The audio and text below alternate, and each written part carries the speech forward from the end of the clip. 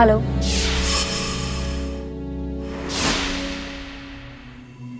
मैंने तुझे कहा ना, मुझे तुझसे कोई बात नहीं करनी है। तुझे समझ नहीं आता क्या? देख, अब हमारे बीच ना कहने सुनने को कुछ बचा नहीं, तो प्लीज मुझे दोबारा कॉल मत करियो। तो इतनी टेंशन में क्यों है? अरे कुछ नहीं पाजी, तुझसे टेंशन मत लो, उसे तो मैं हैंडल कर लूंगी। पर आप ना वो सुधीर का कुछ करो ना। मुझे ना उस सुधीर से शादी नहीं करनी है। आप ना बस जितना जल्दी हो सके ना यहाँ पे आ जाओ। एक आप ही हो जो मेरी उससे शादी रुकवा सकते हो। तू टेंशन मत ले, मैं थोड़े दिनों में आ रहा हूँ, फिर तेरी ये भी प्रॉब्लम सॉल्व कर दूंगा। है? एक मिनट। हेलो। गुनीत, मुझसे एक बार मिलने आ जाओ बस। आई प्रॉमिस, उसके बाद मैं तुमको कभी परेशान नहीं करूंगा। प्लीज मुझे एक बार मिल लो प्लीज। मैंने कहा ना, मुझे तुझसे कोई बात नहीं करनी है। आखिरी बात, मुझे प्लीज मिलने आ जाओ, वरना वरना क्या? मैं मार दूंगा अपने आपको। ये मरने की धमकी ना तू मुझे मत दे। मैं धमकी नहीं दे रहा हूँ गुनीत। मुझे तुझसे मिलने में कोई इंटरेस्ट नहीं है। ठीक है। मनु, मनु, मनु, ये गोली चलने की आवाज थी। हेलो मनु, तुम उधर हो? Manu, hello, hello. क्या हुआ? फिर से उसी का फोन था क्या? सब गड़बड़ हो गई। हुआ क्या? वो मनु ने अपने आप को गोली मार दी। क्या? उसने खुद को मार दिया। अब क्या होगा? मैं क्या करूं? मुझे कुछ समझ नहीं आ रहा है। देख, तू टेंशन मत ले, शांत हो जा। वो मजाक कर रहा होगा, वो तुझे सिर्फ डरा रहा होगा, कुछ नहीं। ये लाइट को क्या हो गया? माँ, माँ, माँ, ये लाइट को क्या हुआ? माँ, माँ, ये लाइट को क्या हुआ है? माँ, कहाँ हो आप? अरे क्या हुआ बेटा, तू क्यों घबरा रही है? लेकिन ये लाइट गई कैसे? कुछ नहीं, फ्रिज खराब हो गया था, इलेक्ट्रिशियन को बुलाया है। क्यों परेशान हो रही बेटा?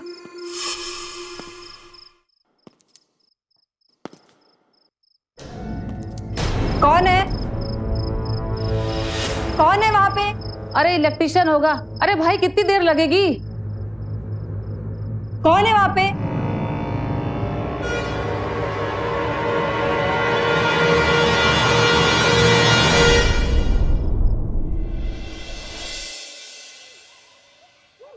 अरे ये अंधेरा कैसे?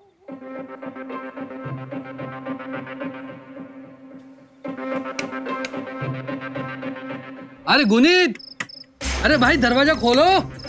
मम्मी,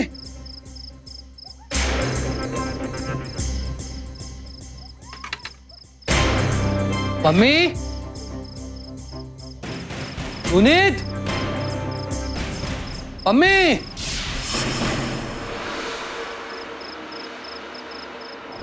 क्या?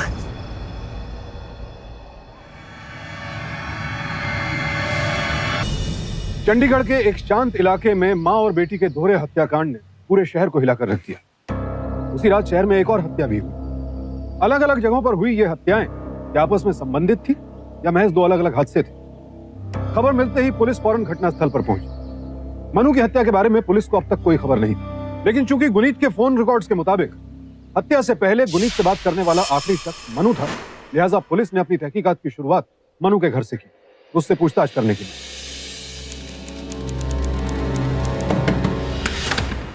डॉक्टर साहब, मनमीत ढिल का घर यही है? हाँ सर, वो यहीं रहता है। कहाँ है वो?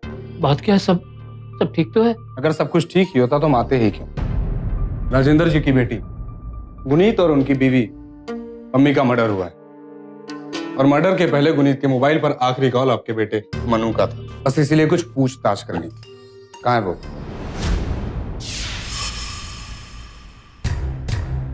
इसमें तक घबराने की क्या बात है? इसमें से मनु कौन है? जी, ये मनु है।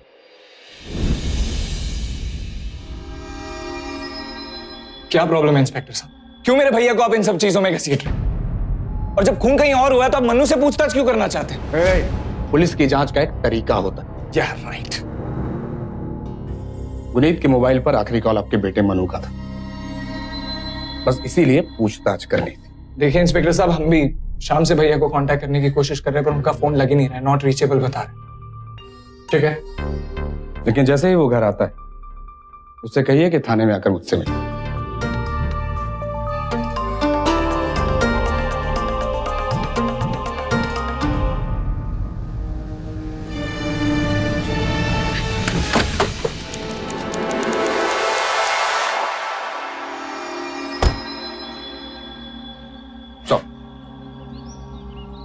क्या हुआ, कुछ पता चला क्या? तो दोनों को गोली लगी है सर। सर जब इनका मर्डर हुआ तो घर का पावर कट था, घर में बिजली नहीं थी। बिजली पूरे मोहल्ले की गई थी या सिर्फ इनके घर की? सर बिजली पूरे मोहल्ले में थी, सिर्फ इनके घर की बिजली कटी थी। और सर जब मैंने चेक किया तो मेन स्विच ट्रिप था सर, मेन बोर्ड भी इनका घर में ही है सर।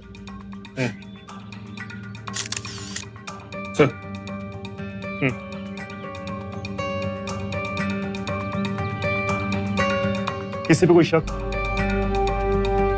किसी पड़ोसी ने कुछ सुना हो, लड़ाई झगड़ा कुछ भी? सर पास वाले घर में ताला पड़ा हुआ है, पिछले हफ्ते से ये लोग शहर में नहीं है।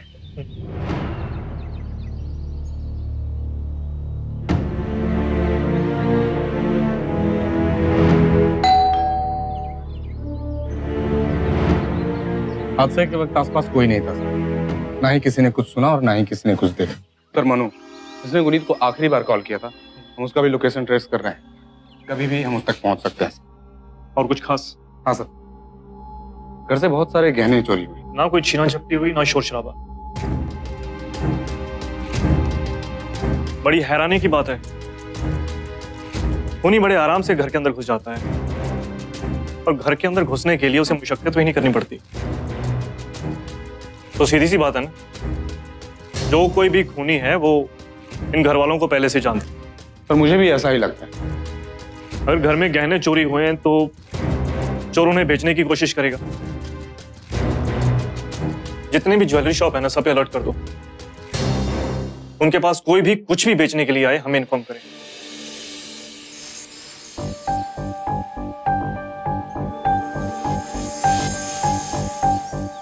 हेलो सर जी, ये मन्नू की गड्डी तो मिल गई है, पर मन्नू का कोई अता पता नहीं है, और ना ही उसके मोबाइल का जी। यही कोई 2 किलोमीटर दूर होगी जी।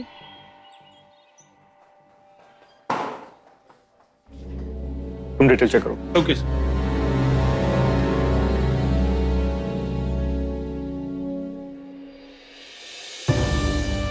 जी मैं बलबीर सिंह, सीनियर इंस्पेक्टर। देखिए, जो कुछ भी हुआ उसके लिए बहुत अफसोस है हमको। मैं आपकी तकलीफ समझ सकता हूँ, आपसे पूछताछ करनी हमारे लिए बहुत जरूरी है। पता नहीं कौन सी बात हमें कौन से लिंक तक पहुंचा दे। वैसे जो मन्नू की गाड़ी है उसको हम लोगों ने ट्रैक कर लिया है, और जल्दी मन्नू को भी ढूंढ लेंगे, लेकिन अभी भी हमें लग रहा है कि कुछ ना कुछ मिसिंग जरूर है। देखिए सर, अगर आप इन्वेस्टिगेशन में हमारी हेल्प करेंगे ना, तो हम जल्द से जल्द कातिल को पकड़ लेंगे। पूछिए पूछिए इंस्पेक्टर साहब, पूछिए। हाँ, ये मनमीत और गुनीत काफी दिनों से एक दूसरे को जानते थे? हाँ, वो दोस्त थे। दोस्त थे या सिर्फ? नहीं, सिर्फ दोस्त थे। मैं जानता हूं कि मन्नू पसंद करता था गुनीत को, लेकिन उनके बीच में ऐसा कुछ नहीं था इंस्पेक्टर साहब, ऐसा कुछ नहीं था। वो सिर्फ दोस्त थे। अच्छा, क्या आपको मनु के सब कुछ करने के पीछे कोई खास वजह समझ में आती हो सकता है एक तरफा प्यार, या फिर मनु के अलावा आपको किसी और पर शक हो, जिसकी दुश्मनी हो, आपके परिवार वालों से परेशान करना चाहता हो, कोई पुराना बदला? अरे कंजड़ा, तेरी हिम्मत कैसे हुई मेरी कुड़ी के ऊपर बुरी नजर डालने की? तुम मर क्यों नहीं गया? आइंदा से मेरी कुड़ी के ऊपर बुरी नजर डाली तो वाहिगुरु की सोच छड्डांगे नहीं तुझे। तो उसका नाम मरलोन था, जिसका आपकी बेटी के साथ चक्कर। हम सॉरी सर, जो आपकी बेटी के साथ शादी करना चाहता था। हाँ, वो मेरे बेटी के साथ शादी करना चाहता था, पर हम नहीं चाहते थे। वो दूसरे समाज का था ना। उस दिन तो उसने हद कर दी। उस रात को वो चोरी छुपे गुनीत से मिलने चला आया। जब मम्मी ने घर में देखा उसे तो उसका पारा सर पे चढ़ गया। आइंदा इस मोहल्ले के आसपास दिखा तो सीधा कोतवाली लेके जाऊंगी, समझा? बहुत पीटा, काफी बेइज्जती हुई उसकी सारे पड़ोसियों के सामने। इंस्पेक्टर साहब, कहीं उसने बेइज्जती के लिए बदला तो नहीं ले लिया? ऐसा भी कोई कर सकता है? आपकी बेटी गुनीत, वो भी उसके साथ शादी करना चाहती थी? नहीं। पापा, बेटा, बेटा, बेटा, बेटा,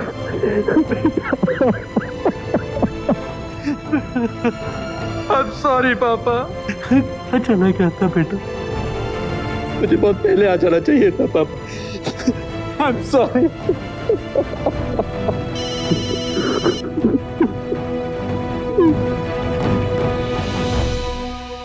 हाँ बोलो। जी इंस्पेक्टर, मर्डर 9 साढ़े 9 के बीच हुआ और गोली .35 कैलिबर गन से चली है। Thank you doctor, thank you very much. Avneet. जी सर। मार्लन को ढूंढो, उसे पूछताछ के लिए हम बुलाओ। वो इस केस की अहम कड़ी है। Do it fast. Yes sir. Avneet. जी सर। मार्लन को ढूंढो, उसे पूछताछ के लिए हम बुलाओ। वो इस केस की अहम कड़ी है। Do it fast. बोल, क्या किया तूने मेरे भाई के साथ? क्या किया तूने उसके साथ? बोल, कहाँ है वो? बोल मुझे। तेरा भाई जो है ना, वो एक गंदी नाली का कीड़ा था और उसको मार के उसके गंदे खून से अपने हाथ गंदे नहीं करने थे मुझे। तेरे भाई को गंदा बोल, मेरे भाई को गंदा बोलता है? तू है कौन? आधा बोला ना, सही मार डालूंगा तुझे। ओए! थोड़े से बहुत हो गया तुम लोगों का। हवलदार, लेके चलो इन्हें। चल। मार्लन और मनु, ये दोनों इस केस के मुख्य संदिग्ध थे। लेकिन पुलिस मार्लन पर ज्यादा ध्यान केंद्रित कर रही थी, क्योंकि मार्लन के पास से एक पिस्तौल बरामद हुई थी और पुलिस को शक था कि ये वही पिस्तौल थी जिससे ये दोनों कत्ल किए गए थे। और पुलिस को पूरी उम्मीद थी कि फॉरेंसिक रिपोर्ट से भी ये बात साबित हो जाएगी और वो आसानी से मार्लन के खिलाफ चार्जशीट दायर कर सकेंगे। दूसरी तरफ पुलिस ने इस केस की दूसरी अहम कड़ी मनु की तलाश भी जारी रखी, लेकिन उसका कहीं कोई अता पता नहीं। इधर सुमित के आने से इस केस को नया आयाम मिल गया। सुमित ने पुलिस को बताया कि मनु ने उसी रात आत्महत्या कर ली थी जिस रात पम्मी और गुनीत के कत्ल हुए। लेकिन क्या यह सच था? अगर हाँ, तो मनु की लाश कहां थी? क्या वाकई ये दोनों कत्ल मार्लन ने किए थे? हर नई कड़ी के साथ ये केस सुलझने के बजाय और उलझता जा रहा था। जब गुनीत को मनु का फोन आया, तुम उसके साथ चैट कर रहे थे? जी। टाइम क्या रहा होगा उस वक्त? यही कोई 8:40 इंडियन टाइम। मैं गुरमीत से बात कर रहा था। मनु बार बार फोन करके तंग कर रहा था। फिर गुरमीत ने बताया कि मनु ने अपने आप को गोली मार ली और उसी बीच डोरबेल की आवाज आई थी। फिर अचानक से बीच में चैट डिस्कनेक्ट हो गई। मैंने वापस कनेक्ट करने की बहुत कोशिश की, लेकिन नहीं हुई। फिर मैंने गुरमीत को फोन किया, उसने कोई आंसर नहीं दिया।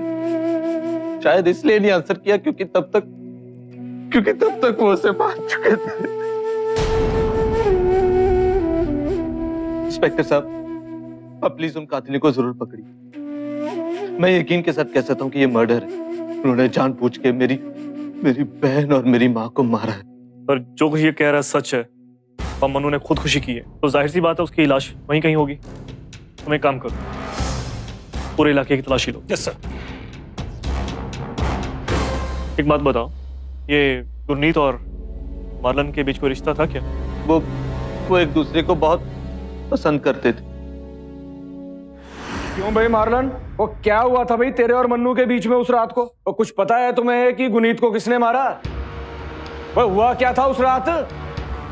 ओए तूने ही ना गुनीत और उसकी मां को मारा है। और मारने के बाद जो है चोरी भी किया वहां से। मैं और गुनीत अगले महीने शादी करने वाले थे। हम लोगों ने फैसला किया था कि शादी करके एक नई जिंदगी शुरू करेंगे और इस पूरी दुनिया से दूर चले जाएंगे, इस सारे पागलपन से दूर। सर मैं उससे प्यार करता था साहब, मैं क्यों मारूंगा उसे? ओए ये बता, ये तेरे और मन्नू के बीच में जो दुश्मनी थी ना, भाई क्या थी मेन वजह?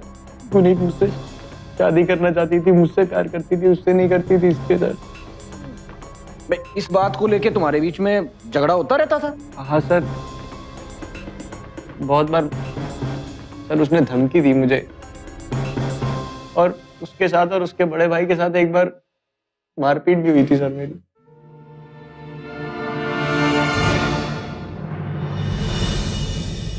गुनीत मेरे भाई मन्नू से ही प्यार करती थी, उस मालिन से नहीं। उस मालिन से तो वो अपना पीछा छुड़ाना चाहती थी, वो जलता था मेरे भाई से। क्या तुम्हारे पास इस बात का कोई सबूत है कि गुनीत मनु से ही प्यार करती थी, मौलन से नहीं? है सर, भैया कभी कभी मेरा फोन यूज करते थे तो कुछ मैसेजेस हैं दोनों के, और फोटोग्राफ्स भी है सर। और अगर आप फोटोग्राफ्स को देखेंगे और मैसेजेस को पढ़ेंगे तो आपको यकीन हो जाएगा कि दोनों में बहुत प्यार था, और गुनीत मेरे भाई मन्नू से ही प्यार करती थी। मालिन चलता है मेरे भाई से सर, इसलिए उसने मेरे भाई के साथ कुछ किया, उसी ने मेरे भाई का खून किया है सर। अभी तक ना ही उसकी लाश मिली और ना ही ऐसी कोई खबर आई है, तो तुम इतने यकीन के साथ कैसे कह सकते हो कि तुम्हारे भाई मनु को मौलन ने मार दिया है? शाम को 4 बजे से मेरा भाई घर पर नहीं आया सर। हर 2 घंटे में वो मुझे फोन करके बताता है कि वो कैसा है, कहाँ है, क्या कर रहा है, घूम रहा है, फिर रहा है। कल शाम से उसका एक भी फोन नहीं आया सर। ऐसा हो ही नहीं सकता। और मैंने घर के हर मोबाइल से उसको कांटेक्ट करने की कोशिश की, पर उसका फोन नॉट रीचेबल है। इसका मतलब और यही पूछने के लिए मैं इस मालिन के घर गया था कि क्या किया उसने मेरे भाई के साथ। पर उसने मुझ में भी बंदूक तानी। अब जिसके पास बंदूक है वही खून कर सकता है ना सर, उसी ने मारा है मेरे भाई को। इतना घबराने और हड़बड़ाने की कोई जरूरत नहीं। जब तक उसकी लाश नहीं मिल जाती तब तक वो हमारे लिए जिंदा है। सर मनु की लाश मिल गई है उसी इलाके से जहां उसकी गाड़ी मिली थी। देखा, मैंने कहा था ना आपसे, उस मालिन ने मार डाला मेरे भाई को। सर आप इसकी बात का कोई यकीन मत करिएगा, आप उसको फांसी दिला दीजिएगा, उसको जेल में डाल दीजिएगा सर। सर देखिए, उसने मार दिया मेरे भाई को।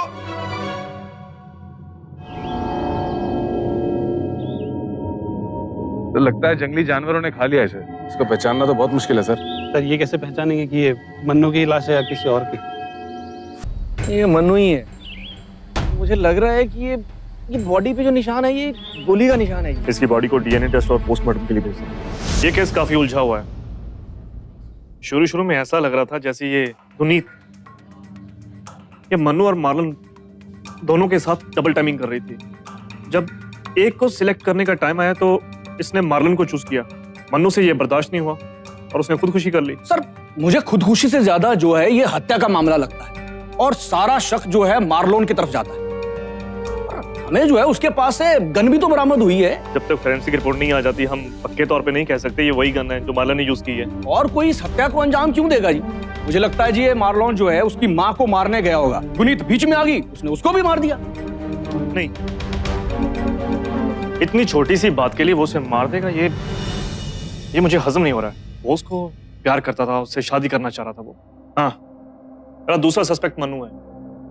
हो सकता है उसने जलन के मारे गुस्से में आके मम्मी और गुनीत को मार दिया हो। पर ऐसा कैसे हो सकता है जी? एक ही टाइम पर एक आदमी दो जगहों पर कैसे हो सकता है? 8:35 पर वो आदमी खुदकुशी वाले इलाके में था और 5-7 मिनट में वो गुनीत के घर में कैसे पहुंच सकता है?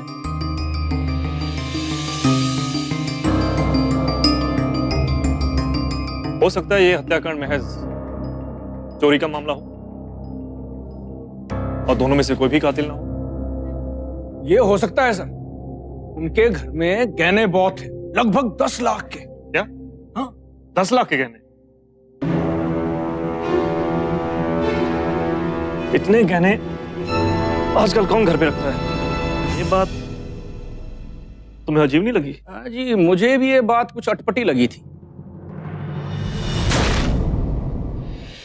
पुलिस अभी कातिल तक पहुंच भी नहीं पाई थी कि इस केस में एक और खुलासा हुआ। गुनीत के घर वाले उसे सुधीर के साथ शादी करने के लिए मजबूर कर रहे थे और गुनीत इसके खिलाफ थी। यह भी पता चला कि मनु ने गुनीत और सुधीर का रिश्ता तोड़वाया था और सुधीर को लग रहा था कि मनु ने यह सब गुनीत के कहने पर किया है। सुधीर को गुनीत के साथ सड़क पर झगड़ते हुए भी देखा गया क्योंकि वो इस बात से बेहद खफा था कि मनु ने उसके घर आकर उसके घर वालों की बेइज्जती की, जिससे उसके पापा को गहरा सदमा पहुंचा था। पुलिस अब और भी असमंजस में थी कि आखिर इस दोहरे हत्याकांड की असली वजह क्या थी। महज एक चोरी, आपसी रंजिश या फिर प्रेम संबंध। मैंने गुरमीत से सख्ती से बात की थी, नाराज था मैं उससे। वो लड़की अपनी फैमिली से एकदम अलग थी। जहां उसकी फैमिली सिंपल और अच्छी थी, वहीं वो दिमाग खराब कर देती थी। पता नहीं क्या चाहती थी। तुमने धमकाया था उसे कभी? जी नहीं, कभी नहीं। और अगर वो मेरी बात से कभी डर भी गई हो तो उसमें गलत क्या है? इसी की वजह से मेरे पापा इतने दिनों से हॉस्पिटल में एडमिट है। और वो उसका बॉयफ्रेंड मन्नू उस दिन हमारे घर में घुसकर हमारी बेइज्जती कर रहा था। ऐसा क्या बोला मनु ने? उसने बताया कि वो उसका बॉयफ्रेंड है और गुनीत उसके बच्चे की मां बनने वाली है और दोनों जल्द शादी भी कर लेंगे। साथ ही मुझे हिदायत दी कि मैं उससे दूर रहूं। मैं चाहता तो उसी वक्त उसे सबक सिखा सकता था, पर मेरे पापा मेरे लिए ज्यादा इंपॉर्टेंट थे। अगर वो मुझे दोबारा मिला ना तो मैं उसे छोड़ूंगा नहीं। तो उसकी अब कोई जरूरत नहीं है। Manu is dead. व्हाट? वो नहीं रहा। चलो।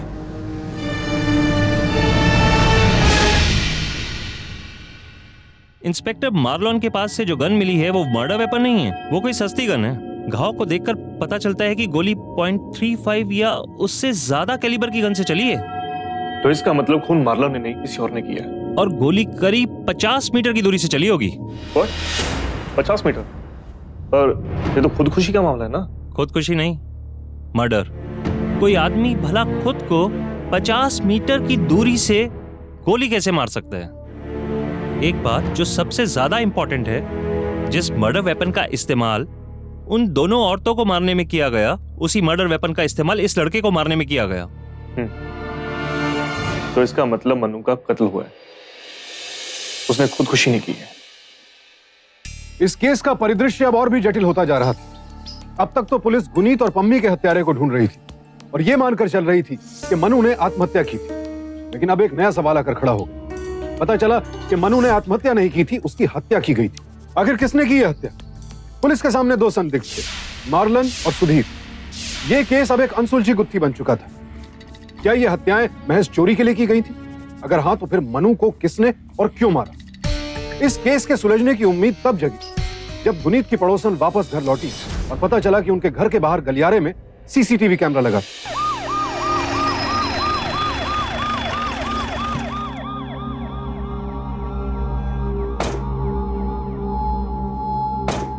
ये आपके पड़ोसी हैं? जी, ये आपने कैमरे कहाँ लगा रखे हैं? एक तो इधर है और एक ये है। हम लोग फुटेज चेक कर सकते हैं?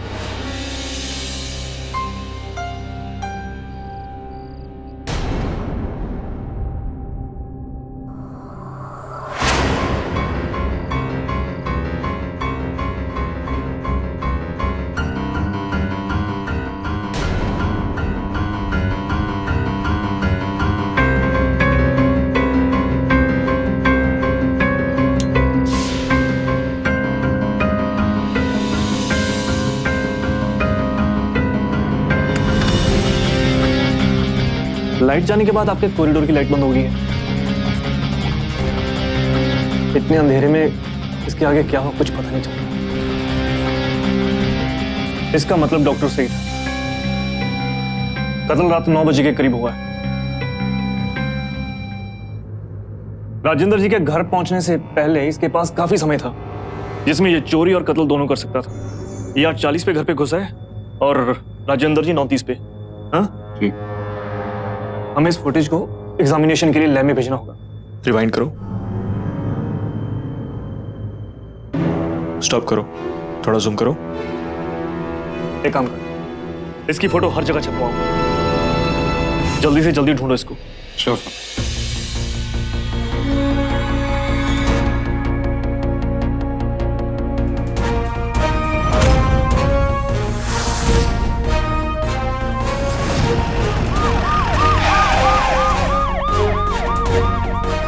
देखो भाई, इसको ध्यान से देखो। देखा है कभी?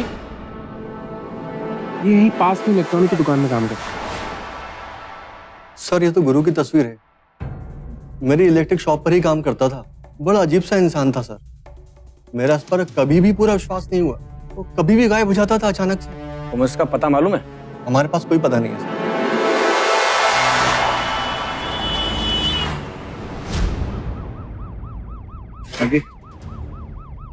अरे भाई, इसकी पहचान करो जरा। संभाल के भाई, नाजुक कली है। क्या मैं इस आदमी को जानता हूँ।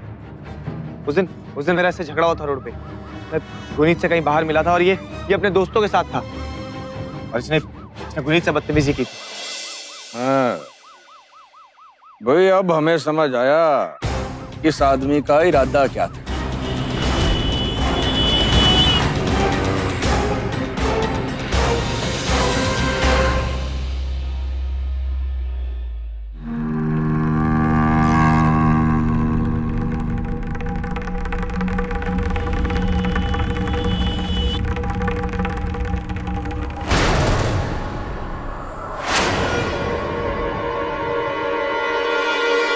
ये तो ये पकड़ो इसे।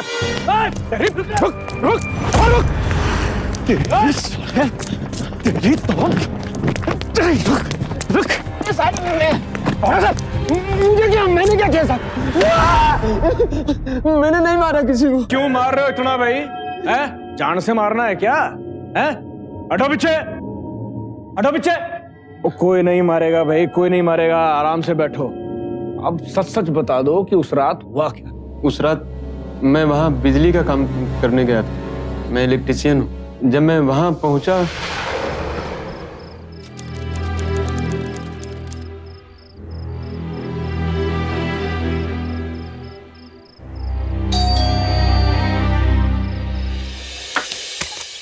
हाँ जी। जी, मैं इलेक्ट्रिशियन। आपने कंप्लेन किया था। हाँ, फ्रिज बार बार बंद हो रहा है, जरा देख लीजिए प्लीज। आइए। ओके जी।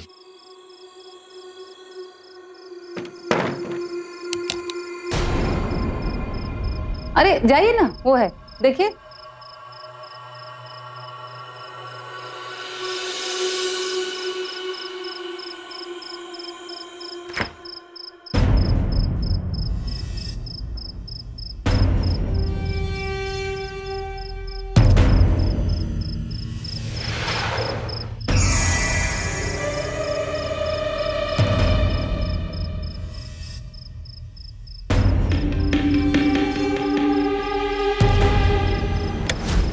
अरे लाइट का क्या हुआ? वो मेन स्विच बंद हो गया है। टार्च है तो दे दीजिए, 5-10 मिनट लगेंगे। हाँ, मैं जरा देखती हूँ।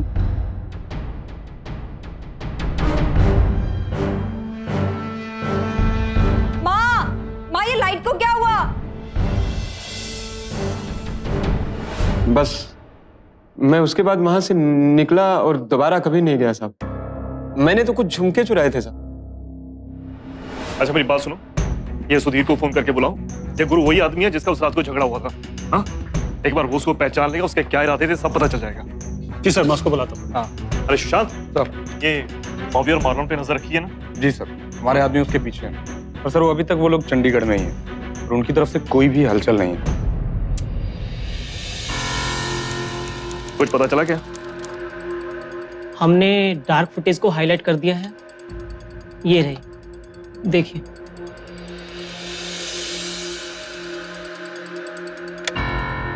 तो तुम कहना चाहते हो गुरु 8:46 पे घर पे घुसा था? इतने कम टाइम में वो किसी को नहीं मार सकता। आगे देखिए।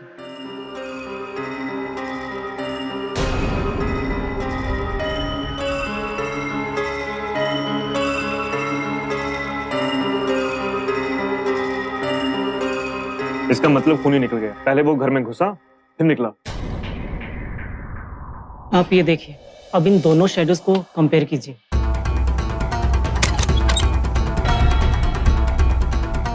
ये दो अलग अलग लोग हैं।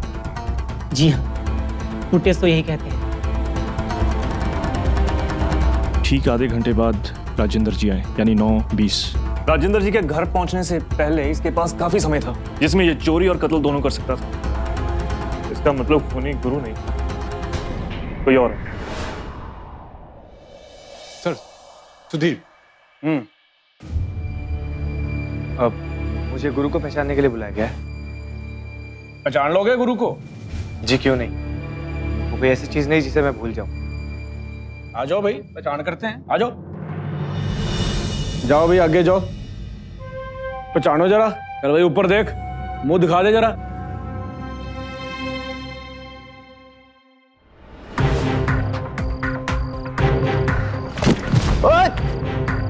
ओए, देख के चल। जी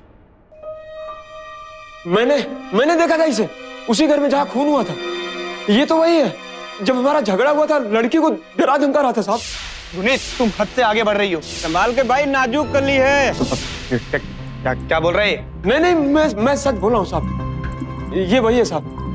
इससे पूछताछ कीजिए साहब। पागल हो गए सर, ये पता नहीं क्या बोले जा रहा है। तो बैठ जा भाई, बैठ जा।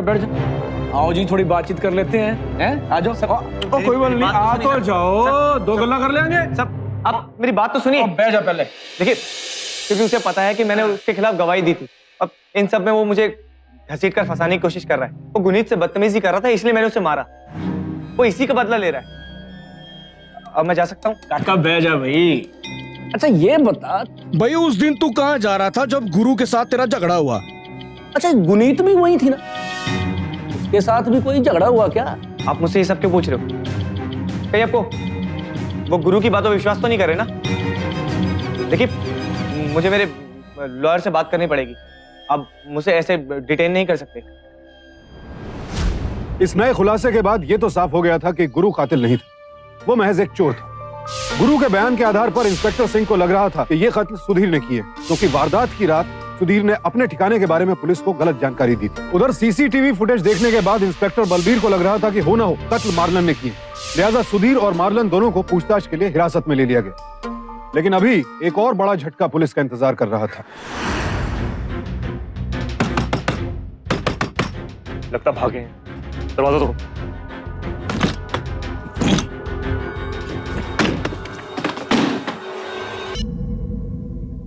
हेलो, क्या? कहाँ पे? ठीक। कोई प्रॉब्लम है सर? तुम? Yes sir. सुमित को लेकर जौहरी बाजार जाओ। यस। तुम बॉबी को ढूंढो। बचना नहीं चाहिए वो। क्या हुआ? बॉबी है क्या? जी नहीं। हमें घर की तलाशी लेनी।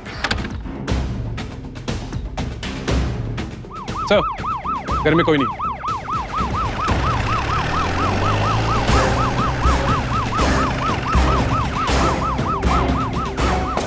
सर वो घर पर नहीं है, पर मैंने उसका लोकेशन ट्रेस कर लिया और मैंने इंस्पेक्टर सिंह को इन्फॉर्म भी कर दिया है, किसी भी वक्त वो उस तक पहुंचता ही होगा। सर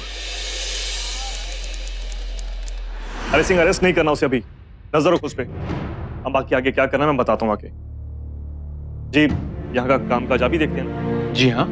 आई थिंक मेरी आपसे बात हुई थी। मैं बलबीर सिंह, सीनियर इंस्पेक्टर। बैठिए ना। Thank you. वो कहने आप ही को बेच के गया ना? जी अभी दिखाता हूँ।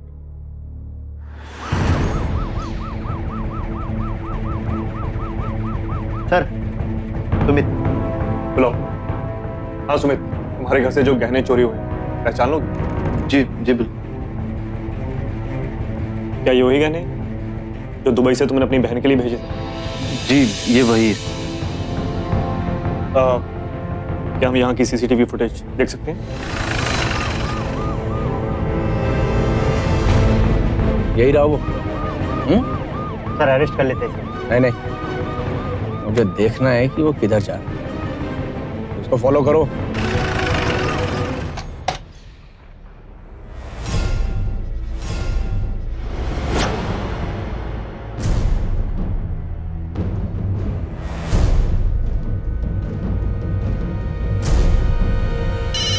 हाँ डॉक्टर, आप बॉडी की डीएनए रिपोर्ट आई क्या? जी हाँ इंस्पेक्टर, रिपोर्ट मेरे सामने ही है। मैं बस आपको कॉल करने ही वाला था और वेट।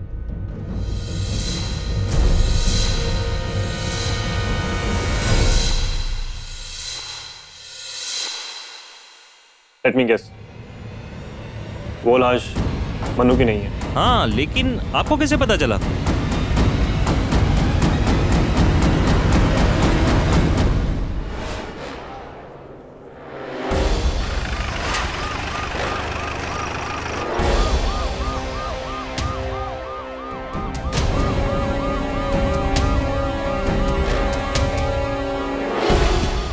फॉलो करो और देखो ज्यादा नजदीक मत जाना, उसे पता नहीं चलना चाहिए कि हम उसके पीछे हैं।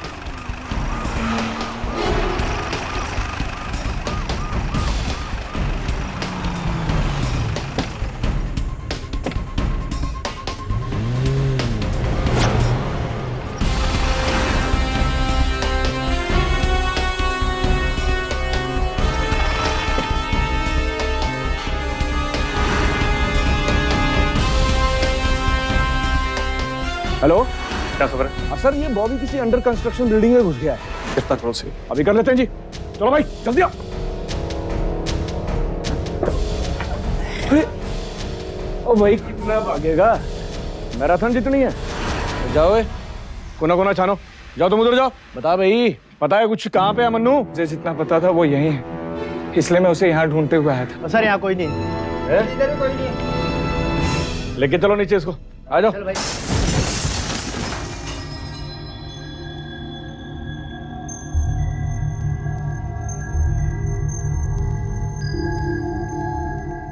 वो बैठा है, पकड़ो उसे, पकड़ो।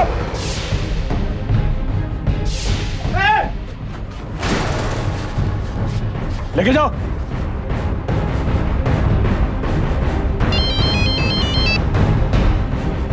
हाँ बोलो। मन्नू और बॉबी दोनों को पकड़ लिया जी। Very good. कई उलझनों और उतार चढ़ावों के बाद आखिरकार असली कातिल का चेहरा सामने आ ही गया और यह सबके लिए बेहद चौंकाने वाला था। जौहरी ने बलबीर को फोन करके बताया कि चोरी के गहने उसे बेचे गए थे और जौहरी के यहां लगे कैमरे की फुटेज से पता चला कि मनु जीवित था। वो मनु जिसे अब तक मृत समझा जा रहा था, जिंदा था। बलबीर ने फौरन बॉबी का पता लगाने का आदेश दिया क्योंकि बॉबी से ही मनु का कोई सुराग मिल सकता था। मार्लन की हत्या का जिम्मेदार भी मनु को ही पाया गया। उसने मार्लन की हत्या गुनीत के कारण मार्लन से ईर्ष्या की वजह से की थी और जिस व्यक्ति का शव जंगल से बरामद हुआ था उसकी हत्या भी मनु की पिस्टल से ही हुई। और ये तो मनु द्वारा किए गए खौफनाक हत्याकांड की जड़ तक पहुंचने की महज शुरुआत भर थी। मैं बस उसे धमका रहा था सर। मुझे लगा कि ऐसा करने से वो मुझसे मिलने आ जाएगी, लेकिन वो नहीं मानी सर। मैंने सोचा कि मैं इसे सबक सिखाऊंगा सर। क्या ये तुम्हारा आखिरी फैसला है? हाँ। ठीक है। मैं बहुत गुस्से में था सर। वो अक्सर मुझसे मिलती थी, मैं पागलों की तरह उस पर पैसे खर्चे करता था, लेकिन जब प्यार करने की बारी आई तो उसने मार्लन को चुना और मैं बर्दाश्त नहीं कर पाया। मैंने सोचा कि गुनीत को सबक सिखा के मैं सारा हिसाब किताब चुकता कर दूंगा मैं, और इसलिए मैं फौरन गुनीत के घर पहुंचा। तू इतनी परेशान क्यों है बेटा? माँ, मनु ने खुद को गोली मार दी, पता नहीं क्या होगा। तू क्यों परेशान हो रही बेटा? माँ, मुझे उसकी मरने की कोई परवाह नहीं, बस इस सब झंझट की वजह से मैं खुद को परेशानी में नहीं डाल सकती। इस मन्नू के वजह से मैं अपनी जिंदगी बर्बाद नहीं कर सकती।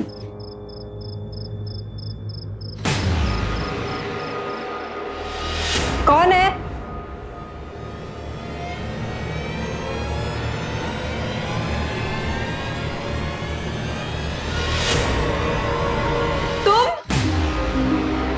तुम जिंदा हो? बेशरम, बेहया, प्यार मेरे साथ और प्लान किसी और के साथ।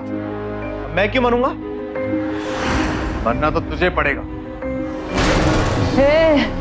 आप हटिए, हटिए मैं कह रहा हूँ। नहीं।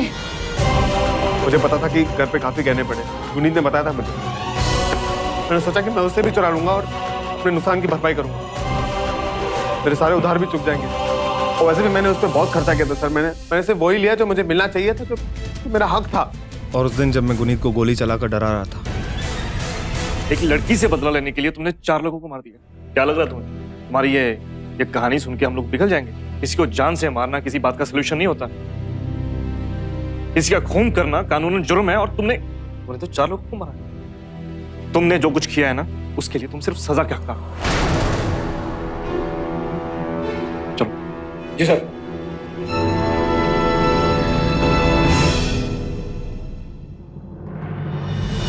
मनु को इन तमाम हत्याओं के लिए आईपीसी की धारा 302 के तहत सजाए मौत दी गई। उसके भाई बॉबी को पुलिस को झूठी जानकारी देने और तहकीकात को गुमराह करने के लिए आईपीसी की धारा 201 के तहत जुर्माने और 5 साल कैद की सजा सुनाई गई। गुरु को चोरी के इल्जाम में आईपीसी की धारा 379 के तहत 3 साल कैद की सजा सुनाई गई। आज की युवा पीढ़ी पर क्रोध, प्रतिशोध और जलन की भावनाएं हावी होती जा रही। धैर्य खत्म होता जा रहा है। अंधा गुस्सा और प्रतिशोध, ये दोनों बेहद खतरनाक भावनाएं। अगर ये दोनों एक साथ मिल जाएं, तो परिणाम बेहद घातक हो सकता है। मनु भी इसी का शिकार हुआ और इसका अंजाम न सिर्फ उसे खुद बल्कि 4 और लोगों को भुगतना पड़ा। उसने 4 हत्याएं तो की, अपने भाई बॉबी को इस अपराध में शामिल करके उसका जीवन भी तबाह कर दिया। अपराधी चाहे कितना भी चालाक क्यों ना, देर सवेर सच सामने आ ही जाता है, क्योंकि सच से भागना नामुमकिन है। इस पेचीदा केस की तह तक पहुंचने वाले पुलिस अधिकारियों के जज्बे को सावधान इंडिया सलाम करता है। अब मैं सुशांत सिंह आपसे विदा लेता हूं, फिर मुलाकात होगी जुर्म को मात देने वाले जाबाजों की एक और सत्य कथा के साथ। देखते रहें सावधान इंडिया, इंडिया फाइट्स बैक।